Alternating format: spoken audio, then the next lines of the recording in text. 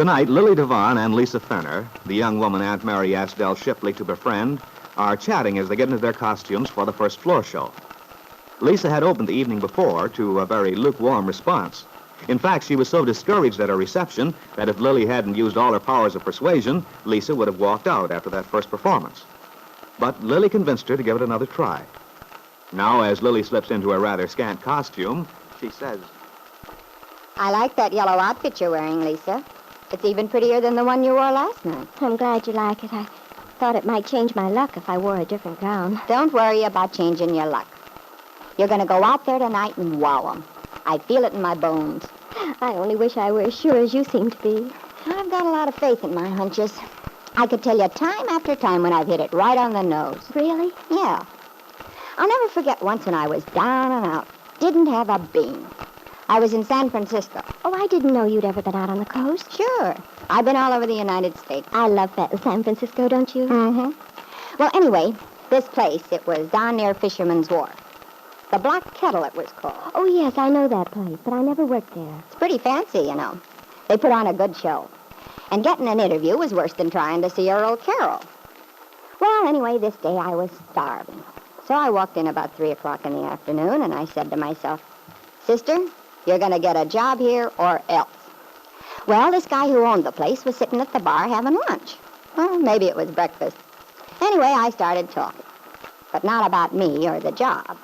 About food. This place specialized in all kinds of foreign dishes with fancy names. And somebody tipped me off. This guy was very proud of his chef. I've eaten there. They do have marvelous food. Yeah. And the point was I was feeling pretty darn interested in food at the moment. Besides, I know quite a lot about cooking. Always get a kick out of it. So we started exchanging recipes and stuff. Well, the guy turns out to be a pushover. P.S. I not only got the job, but a terrific meal thrown in while we talked. Certainly makes you feel good when things like that happen. You're telling me. But you see, Lily, things like that just naturally happen to you. You know how to get along with people. You're not shy. You don't know how I feel underneath. Sometimes I'm scared to death of people. Then I just say to myself, Baby, what have they got that you haven't got? Just get in there and pitch. I wish I could do that. You're going to be okay. You just got to have a little faith in yourself. And why shouldn't you have? You're good looking. You're a swell dancer. That's what worries me. I'm not so sure I am a good dancer. I'm nuts. That's a lot of malarkey. You're terrific if you'd ever let go. Now listen to me. When you go out there tonight, make up your mind that you're going to go over big. That they're going to bring you back for 3 encores. I can just see that happening. You'll see it happen if you go at it right. Lily, I want to tell you, I think you're wonderful. I know you're saying all these things to pep me up, but the trouble is, I know myself too well. Is that so? Yes, really. You're such an honest, frank person. I wish you wouldn't try to make me think I'm okay when I'm not. I feel so guilty about Dell. Guilty? Well, for the love of Mike, what for? Oh, you know, Lily, if one of the acts isn't good, it gets around awfully fast. Business starts to drop off. Look, why don't you let Dell worry about that? She knows how to run her business. Oh, yes, but you see, Dell is just being loyal to Aunt Mary because they're friends. Sure, they're friends.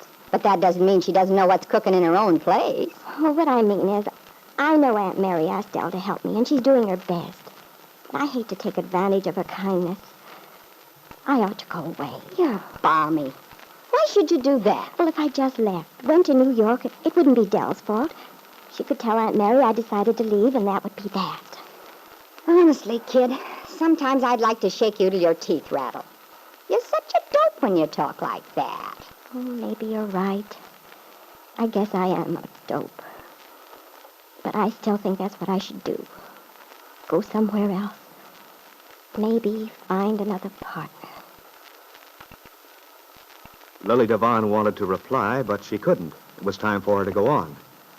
But after her act, which as usual got a big hand, she went out in front near the hat check stand to watch Lisa's performance. Doris, the check girl, watched too, leaning on her counter. And after it was over...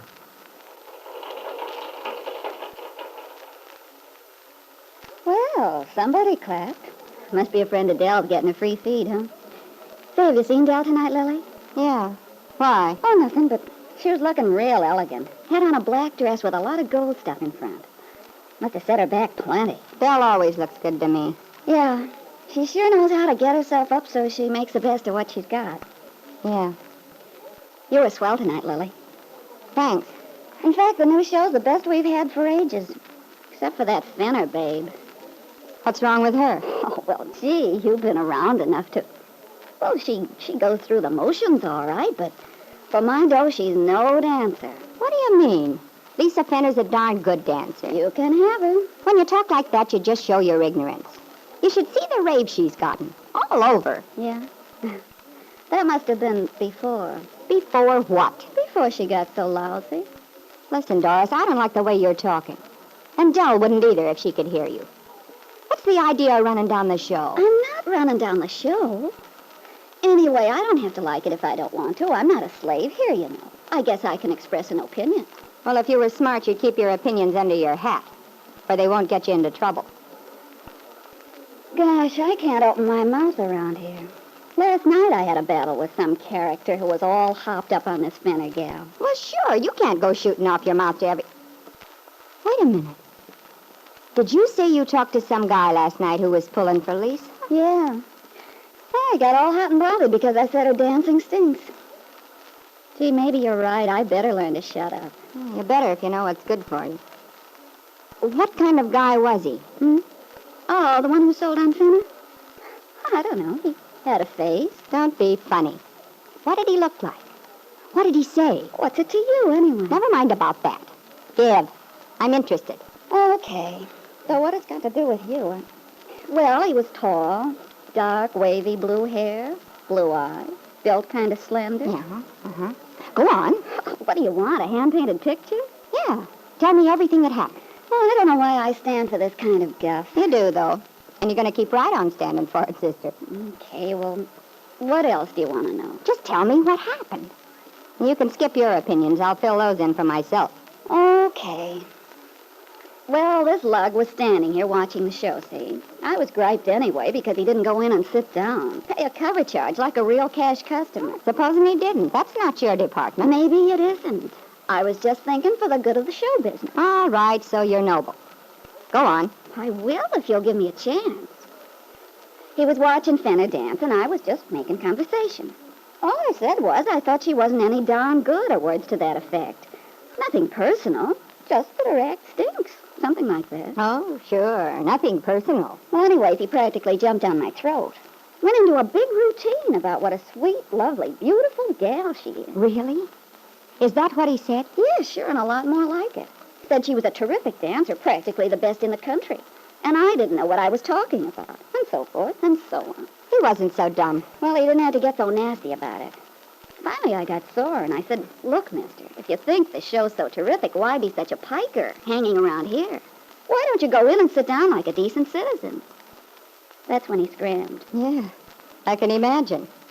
Well, my little half-wit, I hope it taught you a lesson. Just remember, babes like you should be seen and not heard. And mind your own business.